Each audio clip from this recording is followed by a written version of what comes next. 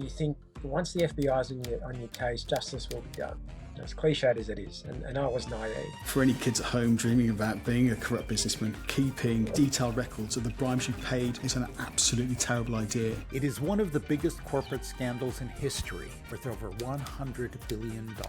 We had 10 days to actually do something. Essentially concocted a way to get rid of him. Cameras captured something that was supposed to stay unseen. He didn't call his lawyer, he called the FBI to get him out of jail. Now, why would you do that? It was the biggest case in serious fraud office's history. They put, millions of pounds into it. It was an open and shut case. But unlike those scandals, you've probably never heard of this one.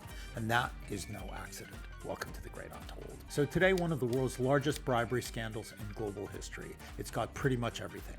Whistleblowers, double crosses, subterfuge, code names, the FBI, the DOJ, the Serious Fraud Office, and some of the world's largest companies. It is a great story, so let's get into it. Hopefully, I won't get sued.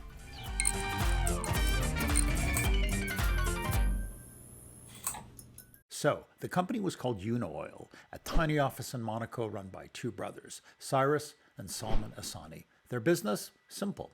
They funneled bribes. How did it work? Well, if you were a big company and you wanted an oil contract in the Middle East, these were the guys that you went to. The brothers would pay out the bribes and you would get the contract. In their 15 plus years, they paid out hundreds of millions in bribes, and in return, their clients got over $100 billion worth of contracts. Their client list included Samsung and Halliburton, Hyundai, Rolls-Royce, and the list goes on. But that is not the fascinating part of this story, because look, we all know that big companies sometimes break the rules, and that is just the way of the world. So is the part where they get away with it. But here's what's different. This time, we got to see exactly how they pulled it off, how they evaded justice, how they slipped away. And that story seldom gets told. So here's what happened. A whistleblower, Figaro, approaches a journalist with a hard drive full of evidence. The journalist, who happens to be our guest today, takes the evidence to the Serious Fraud Office, and they assign their toughest prosecutor to the case, a man by the name of Tom Martin. So far, so good. Tom Martin issues warrants, offices are raided, and important people get thrown in jail. And that is when things start to go south. The brothers hire a fixer. Tom Martin gets fired. His boss, who'd assigned Tom to the case, gets retired. As for the brothers, they get a slap on the wrist. And not a single executive from the big companies ever step into a courtroom. And to untangle this mess, this wacky story, we have with us today Nick McKenzie, the investigative journalist who broke the story for the Sydney Morning Herald and the Huffington Post. And to my side, Peter Klein, three-time Emmy Award-winning producer of CBS 60 Minutes, and more than that, lots more, because Peter was filming a documentary about the scandal when something really remarkable happened. His cameras captured something that was supposed to stay unseen. Now, in real life, these moments seldom happen, but this time it did. And later in the show, we'll tell you all about it. But first, let's start at the beginning. And for that, we go to Nick McKenzie, because Nick, the story really does begin with you and with the whistleblower. So why don't you take it away? Well, it starts almost like a Hollywood cliche in that I get this anonymous letter in the mail with a bunch of stamps on it. So it seemed like it was sent from overseas. Basically, it said that if you want to chase the biggest corruption scandal in the world, place an advertisement in a French newspaper with a code name in the real estate section on this day. And who does he turn out to be? Well, he turns out to be one of the most significant deep throats of my career, somebody who actually did have evidence of the world's biggest corruption scandal. This company called Unaoil, this consulting firm in Monaco run by a very, very wealthy family, very well-connected family, the Assani family. And this mysterious deep throat, this whistleblower, had information that would drip out initially and then come as a flood. The way that Unaoil operated was it was effectively the world's biggest bagman or bribe payer. Any company that wanted to access a major oil-producing country, Iraq, Iran, Libya, you name it, it offered this unique service. We can bribe the local officials, the oil ministry, the politicians, whoever you need to bribe. We'll keep your name out of it. You pay us. We'll do the dirty work on the other side. But that was effectively what this whistleblower was telling me was going on. And he ends up handing you files. You end up getting incriminating files, don't you? He basically said, there's a trove of information, there's a hard drive with all the emails from this company, Unaoil, which will make clear the bribery and corruption that's going on a grand scale. And sure enough, it was the keys to the kingdom. What kind of dollar figure are we talking about, bribes? So the bribes were disguised as fake consulting payments. And I mean, one tranche of consulting payments to win a contract in Iraq, I think worth about $1.6 billion. The bribe was around $70 million. It would slice and dice that payment to pay off the officials in Iraq, which we later found out to be very, very senior politicians. But $70 million in bribes, I mean, that's just one deal that Unaoil was involved with. So you times that over many times. And it's not just the quantum of the bribes. I think what came to light after months and then years is the scale of the bribery. Over many, many countries, many jurisdictions, many companies using Unaoil. In fact, it was almost normalized in the oil services industry. You're a big oil major, you want to win a contract. Chances are you've paid Unaoil a consulting fee to grease some palms.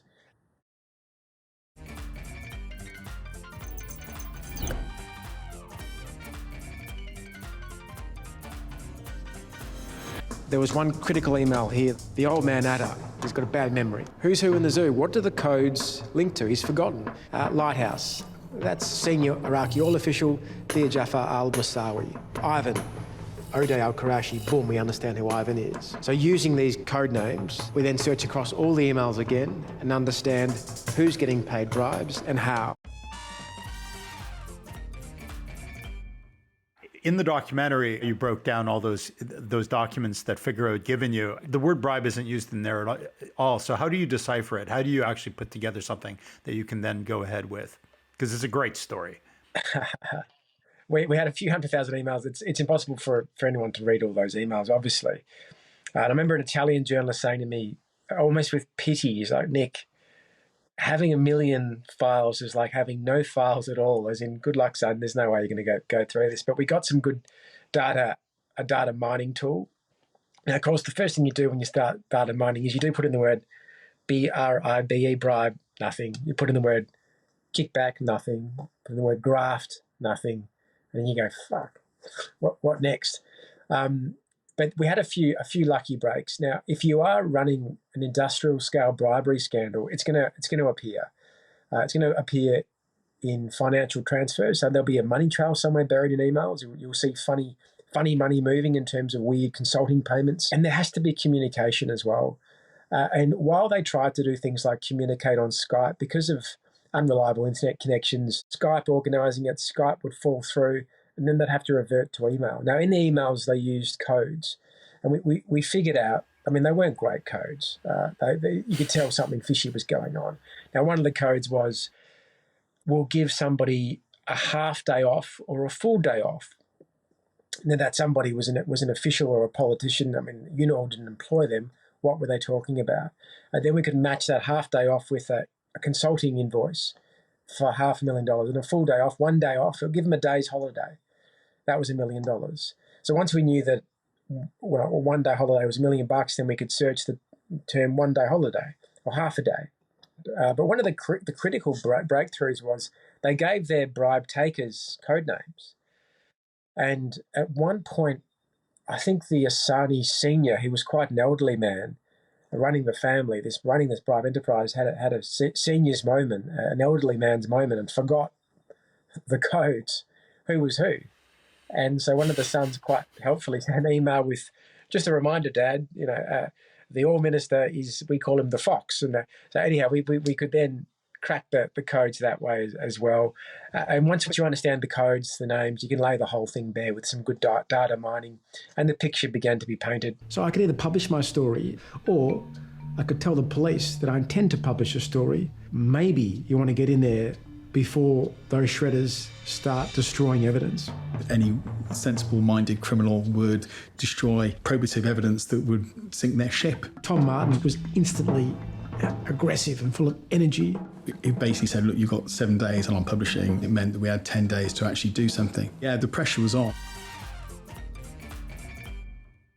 I remember when Peter first told me about this story a couple of years ago. What I remember you saying is that traditionally what a journalist does is he then goes and he runs with the story. But you didn't do that. So prior to publication, I went and spoke to the FBI and spoke to the US Department of Justice and spoke to the United Kingdom Serious Fraud Office. And I simply said, well, we are publishing this huge corruption story. So the night before we published, the Serious Fraud Office, in conjunction with the FBI, raided the Monaco headquarters of Unaoil and seized evidence which would later become absolutely critical in the prosecution of Unaoil. It was the biggest case in the Serious Fraud Office's history. They put millions of pounds into it. They had a 50-person team, and it looked like it was an open and shut case. Well, to me, there are two great parts of this story, and one is the mechanics of you getting contacted by a whistleblower and then the codes. But then the other side of this is this could have been a massive prosecution with the people responsible going to prison for years, and that's not what happened. What should have been a great prosecution becomes a great scandal in my mind. And so effectively they did a couple of things. The first step was how do we play the cops off against each other? And they began to play the FBI off against the UK Serious Fraud Office. And they did that by hiring a former DEA, Drug Enforcement Administration officer in America, who worked for a private intelligence company, I think called Five Stones. And this guy had some great connections in US law enforcement, but more importantly, he had some great connections in UK law enforcement. So he had access to reach in and start to really try to cut deals with the Asani family and the authorities in a way that would ultimately shield them from serious punishment. And ultimately, I think it leads to the rich and powerful getting away with their crimes. In Australia, if you're a poor black person, you steal a Mars bar, you might go to jail for longer than the Asanis went to jail for perpetrating one of the most significant corruption scandals in global history. What happens to Tom Martin in this? I obviously it's a loaded question. They basically work behind the scenes with the FBI, with the Department of Justice, to get Tom Martin kicked off the case under this complete ruse, claiming that he had a verbal altercation with an FBI agent who had gotten into the British records on the case, and he was having a beer with him, and the FBI agent said he called him a quisling, which he probably didn't even know what that meant, a spy, and a C word, cunt, he called him, which, in England is largely a term of endearment as far as I know, but nevertheless. And they got Tom Martin kicked off the case. And with Tom Martin out of the way, they were able to essentially concoct a scheme to get out of British justice.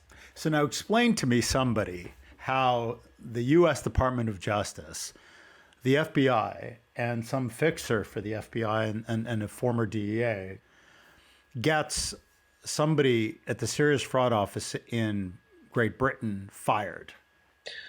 I could pick up there. I mean, basically, this guy behind the scenes, this from Five Stones Intelligence, Tinsley, he's hired by the Asanis. He's hired to cause trouble and use his connections to do so, to weaken the case against the Asanis. Now, one thing needs to be said clearly. Tom Martin, this detective investigator from the Serious Fraud Office, he wanted to throw the Asanis in jail for, he wanted to give them 10 years plus.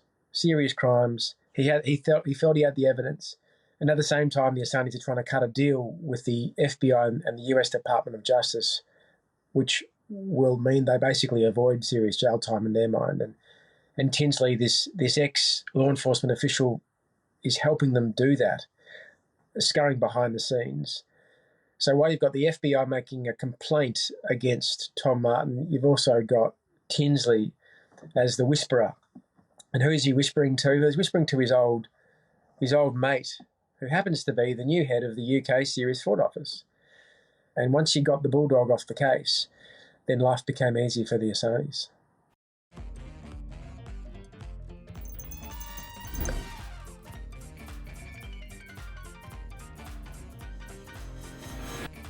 Salman Asani was arrested in the airport, you make one call. That's your one get out of jail call. Who are you going to call? Steph Davis. Who's Steph Davis? Well, she was an FBI agent. He didn't call his lawyer. He didn't call his wife. He called the FBI to get him out of jail. Now, why would you do that? Now, The Great Untold isn't a show about conspiracies. It's really not. It's about great stories. And what happened next in this story is what makes this one so special, because it gave us a rare view behind the veil into how the machine really works and how justice sometimes gets subverted. And like the best of these kinds of holy shit moments, it started completely innocently. Peter was making a documentary, trying to piece together how the Asani brothers slipped away without serious prison times. And his cameras caught something they weren't supposed to, a name, Steph Davis. So you're in the Rome airport where Salman Asani had been caught and arrested after the arrest warrants were issued. You're interviewing the agents there, the ones who are involved in his detainment. And with that, why don't you guys take it over? One of the questions was what happened in Italy. There was sort of an important turning point there when there were warrants out.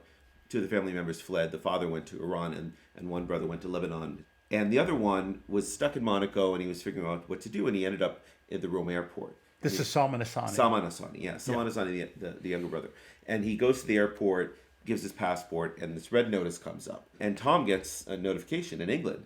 And Tom's like, great, my plan worked. I mean, I'm going to get these guys. And it's like, so I just for anybody listening to this who doesn't have the full snapshot of it, the SFO and the FBI raid the offices in Monaco. They get all these papers. They get all these documents. Correct me if I'm wrong. They issue international arrest warrants for the brothers.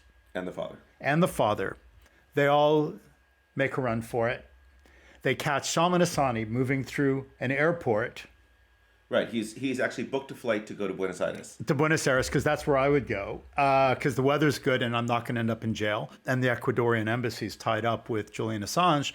And there's good German food there. And so he gets arrested. Salman Asani gets arrested at the airport. Under this British warrant. Now Steph Davis is not his lawyer. I mean, Nick and I were like, who's Steph Davis? And he was like, these guys are playboys. Is it mistress? Is it, who is this person? And Nick figured it out. Well, I actually remember it because it's a classic, sometimes you fall over something in journalism and literally, I think the cameraman was filming this Italian cop and he had the file out. He was making a big song and dance of it. And the name was caught by the camera by accident. I had no idea who it was. All I knew is when Salman Asani was arrested in the airport, you make one call. That's your one get out of jail call. Now, who are you going to call? And it was Steph Davis. Who's Steph Davis? Well, she was an FBI agent. So you're right. He didn't call his lawyer. He didn't call his wife. He called the FBI to get him out of jail. Now, why would you do that? And I mean, it became very clear.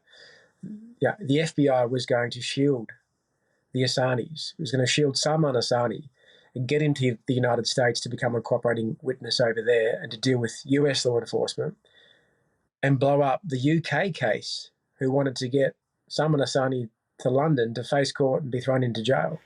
And how long after that does Tom Martin's career or position at the SFO start getting difficult? Tom's career unwinds. I mean, once it's this really pernicious sort of bureaucratic system. Once you're stuck in the crosshair of an internal investigation, whether you're guilty or innocent is stuffed. He was. I think he was suspended. He was smeared, and he was very much a man in limbo, which was problematic because he was the one guy who was going to hold the Asanis to account. By getting him out of the way, it smoothed the Asani's path to an easy ride through the US, or an easier ride through the US justice system. Why is it that in the US they're happy to forget the jail time? What's in it for the US that's not in it for the UK government? So, I mean, there's a cultural and legal difference between the US and the UK. The DOJ is very happy to do what's called deferred prosecution agreements, which is a misnomer. Deferred prosecution sounds like you can, you can go to your daughter's wedding and then afterwards we're going to prosecute you. That's not what it's not deferring it. It's deferring it forever. We're never going to prosecute you. You're going to pay a fine, basically. So these companies, they wanted to get fines from the companies. Up until today, I think they got $1 billion in fines, and there may be more coming. So they're punishing the companies and fining them, and allowing the companies ultimately not to face criminal charges. They just have to pay these fines. And they made a deal with the Assanis saying, listen, testify for us, help us get these fines, and we'll let you off, or let you off with a slap on the wrist. And in fact, I'm pretty sure they were going to let them off completely. And then this new team had come in and they took a slightly harder stance. So ultimately, Salman Assani ended up spending just under a year in jail. In the UK, they don't do that. They don't do this kind of horse trading. In the UK, it's you did the crime, we're going to prosecute you, you're going to do the time. So they don't have that sort of culture. Hold on, wait.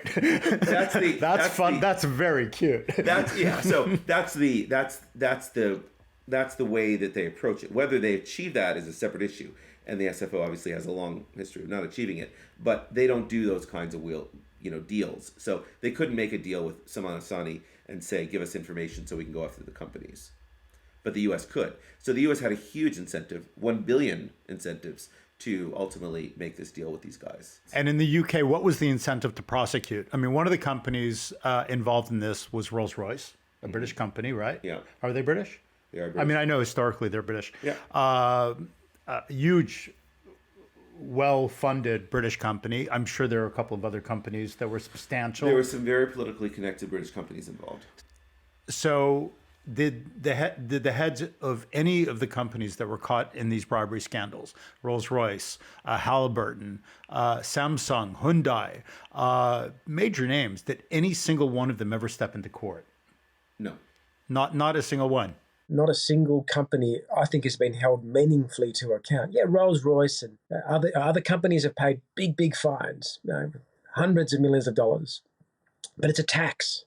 It's a tax absorbed easily by these huge international conglomerates. So there's no real punishment. Ultimately, this story is not about the bad guys copping it. It's about the bad guys getting away. And it's about how big money and big power, sadly, ultimately wins the race, because that whistleblower who was so determined to find justice, right now I can tell you he's as frustrated as he was at day one. Yeah, no, I'm sure he is. In the documentary in Bribe Inc., Tom Martin says that, and I quote, billions of dollars worth of contracts in the oil industry were involved, maybe as much as $100 billion. The sum total of maybe $100 billion worth of business was consummated for those companies through these bribes. And the companies paid in total maybe $1 billion in fines. Yeah. That's not bad. That's a good business model. I've got a question. I don't know if I'm allowed to ask this question. You certainly don't have to answer it. One of the people who got arrested when the warrants were being issued was a fairly prominent, powerful British individual. And he ended up getting arrested and held for some period of time, like maybe overnight, maybe less. And things started turning for the SFO and on Tom Martin soon after that. So does this resonate for either of you? There was one very politically connected British oil engineering company that was implicated. They ultimately were not indicted. There was no prosecution against them. But the CEO, who is very politically connected and a big donor to conservatives in the UK, was detained. He was taken to a police station, and he made a call, and he was out, and the case largely went away. Now, what's really interesting here is sort of the meta of this conversation, which is, I don't remember his name. You're not going to mention his name. Nick, if you know his name, I expect you're not going to mention his name, because none of us want to be sued. I mean, that's the huge part of this, is that, like, isn't that, yeah. These powerful people who have deep pockets, as guilty as they may be, as careful as we may be in our reporting and our fact checking, they will routinely go after journalists. Nick is a perennial target for not just disinformation campaigns attacking him, as happened with this case, but, threats of lawsuits. I mean, these lawsuits, can not only ruin our careers, but they can bankrupt our news organizations. And if you're an independent journalist, God help you. I mean, Nick, the newspaper you worked for got sued, didn't you? Well, we've been sued many, many times, I can report, but not for this. And there was something slightly different. There was just lots and lots of threats of lawsuits. So the Assanis threatened to take a really extreme legal action against us, and then they got their mates in the Murdoch press to hype up that legal action. There was some reports that it could mean that we had to pay $100 million in damages. Now, it was all bullshit. The lawsuit was never filed. Had it been filed, we would have defeated it. But they used the law, legal threats, and they used PR, nasty PR, to attack and undermine and spin propaganda, misinformation, disinformation. And that's what the corrupt do. And unfortunately, that's not a unique thing. They did it pretty well. I mean, the question that comes to mind, when I hear all this is here's a case where a random whistleblower decides to step out of the shadows. You called him Figaro. He hands over these crazy documents. He introduces you to a company you've never heard of, Unaoil. 3 people, basically middlemen, running around, moving bribes around the planet. How many other Unaoils are out there that we've never heard of? Oh, plenty. I mean, I just think what we came across was normalized behavior in the oil industry. And so I think what we uncovered now is going to get even worse. And geez, that's depressing. Yeah, and look, I mean, Unaoil would still be doing what they're doing, I'm convinced, if it hadn't been for Figaro reaching out to Nick, and Nick having the courage to pursue this story, and his newspaper having the courage to let him to pursue this story. How often do you get a whistleblower who's willing to risk, their livelihood, their reputation, and possibly even their own safety to go up against their bosses? So this was a rare situation. I mean, journalism, we rely on whistleblowers, but we rarely get them. Nick was fortunate that he had someone come forward and he put the time in to interpret 300,000 pages of documents, which I think a lot of journalists would be like, forget it. Like, I got other stories to do. If all those pieces hadn't lined up, I think Unaoil would still be doing what they're doing. There's 2 people involved in a bribe: the person paying the bribe and the person taking it. Neither of those have any incentive to turn on the other, and most of the time they're sophisticated enough to cover up their tracks.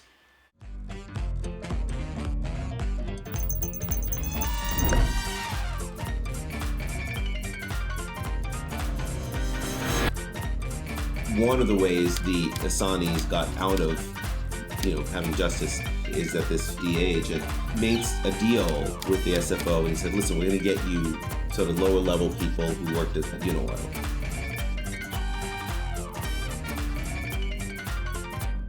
Where are the Assani brothers today? How have they done? Did they survive their time in, with the justice system? Yeah, I think they're cruising around in polo shirts and boat shoes in Monaco. I know people have bumped into them there, chins held high. Yeah, I'd like to think that they regret their actions. I'm not so sure they do. I mean, they're much wealthier than anyone listening to this will ever be. They kept the bulk of their loot, of their money. How much was that? Like, what are they worth? 200 million plus, yeah. I mean, I think they're worth hundreds of millions of dollars. And that's what we know about. We know they had offshore bank accounts. It's insane. And Tom Martin he's alive and well. Yeah, Tom Martin's alive and well. I mean, he lost his job, he was fired. So and not to put too fine a point on it, Tom Martin is relieved from his job for doing his job, right? Because the FBI and the Department of Justice pressure him out. Lisa Osofsky, who's the head of SFO, goes along with this, has him ousted, keeps her job, and she's just not renewed. But I mean, look, ultimately, I just want to understand that I'm not drawing any conclusions. Yeah, no, it's if you're my attorney, who's made a point of telling me to try not to get sued, I'm not inferring anything. Yeah, you're just stating facts. And the other fact is that Tom Martin has a reputation of being an aggressive, professional, prosecutor. What do you think Tom Martin's going to do? Just say, okay, I'll do something else. I'll garden. No, of course he then sued them, and he made the case and made the case very well that he was fired under false pretenses, and the labor tribunal ultimately exonerated him. Yeah. Awarded him £300,000 and offered essentially to bring him back to the SFO if he wanted to. So Tom was completely vindicated in the end. Completely vindicated in the end. And in fact, the FBI agent who he so terribly offended by, calling him a bad word, testified on Tom Martin's behalf. I guess my last two big questions, one for each of you, is Nick, you're a highly respected investigative journalist, not just in Australia. So how has this changed or informed what you're doing, or has it? Or you just keep going like, a dog with a bone? Oh, listen, it's definitely made me more cynical, because I think when I began this investigation, we found this evidence, and you think once the FBI is on your case, justice will be done. As cliched as it is, and I was naive. But I thought, given the weight of evidence of corruption, of blatant corruption, that justice would be done. And I think for me, it does leave a really bad taste in my mouth. I am really cynical. It's hard not to be overwhelmed by cynicism, except to say this. While there's journalism out there digging away and working in the shadows, trying to find information the public deserves to know about, and while we're out there shining a light, at least there's some accountability. And while the Assanges didn't do serious jail time, and while they've kept most of their ill-gotten gains, there has been, their conduct has been exposed.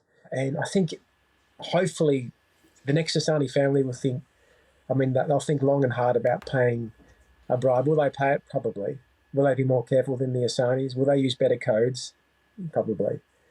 If they get busted, will they seek to cut a deal with prosecutors and investigators to get out of jail card free?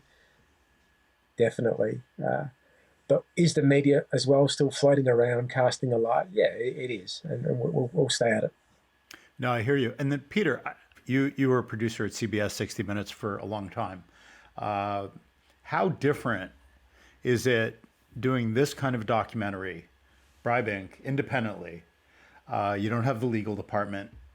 You don't have all of that. Like, how different is it? Because even I worry about getting sued with this silly little podcast. It is hugely different. The bar is very high. You got to get it right. I don't have a legal department, but I had a lawyer who, pretty much every sentence, every clause, every breath was like, how do you prove that? How do you justify that? It was an exhaustive fact check. But the difference is that there's so many examples of this. There's a new book by David Enright that addresses all, this sort of whole culture of companies like Clare Locke, which is a big law firm in the States that's really made an industry of these, libel claims. They got $750 million from Fox News for basically incorrectly claiming that Dominion voting systems had faked voting results. They often go after. Well, they'll go with. I don't want them to sue me. So they'll go. Anyone who's paying them, they'll go after them. They'll represent them, and sometimes those claims are legitimate. But very often, what ends up happening is these aggressive law firms go after people just to silence them, just to scare them. And if you're an independent producer, you don't have the deep pockets. And a lot of stories don't get done because people are afraid to do them. You look at the Scientologists, years and years and years of journalists were afraid to report on the Scientologists because the Scientologists had this history of suing. And the irony here is we're doing this story about Unaoil and all these massive companies, and I'm going to end up getting sued by the Scientologists. Thanks. On that note, Nick McKenzie, Peter Klein, thanks so much for being here. It's a wonderful film. Bribe Inc. is touring the planet. The planet. Yeah. The planet. And last but not least, thank you. If you like what you've seen, give us a thumbs up, subscribe. And that is really the only way that we're going to grow this channel. And it's, like I said, the greatest way of influencing the algorithm, so you actually get more of this kind of content and less of the weird random stuff that, just turns up. And if you've got a story of your own, we really welcome it. We're always looking for great stories. There's an email contact down there somewhere. I don't know where down there is, but please let us know. Drop us a line. All right, until next time.